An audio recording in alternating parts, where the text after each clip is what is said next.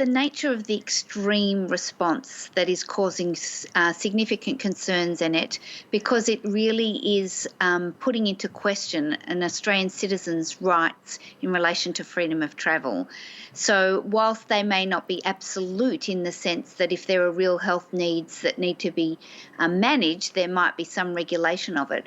But in this instance, it is so absolute in the way that not only the caps on the numbers of people coming in are restricting Australian citizens' rights of return in a dramatic way, but the more recent India bans, which are a complete restriction on Australian citizens from leaving from that country, is a significant incursion on accepted principles of citizenship rights.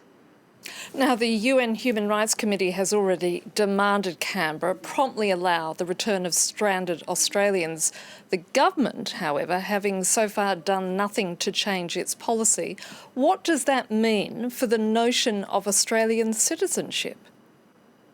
So it places it under a very vulnerable in a vulnerable context. And I think it's interesting, the UN committee has not given its final determination. This is actually an interim measure, but the interim measure shows how serious it is to breach Article 12.4, the right of a person to return to their own country. So they've requested Australia to return those two individuals. Now, they are not in India. They are people who are outside of that country who have been limited by the caps on travel.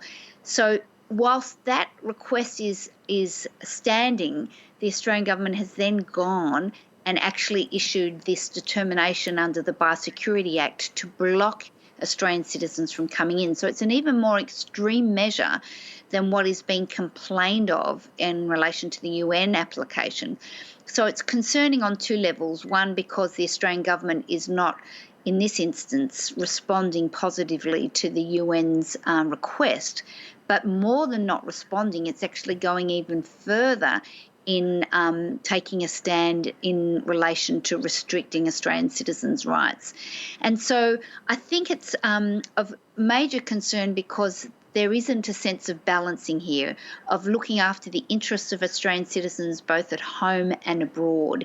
It is solely concerned with Australian citizens at home without taking into account sufficiently, in my view, and perhaps not even lawfully according to the Biosecurity Act, in terms of what the government can do under that Act, the rights of Australian citizens who are outside of Australia presently.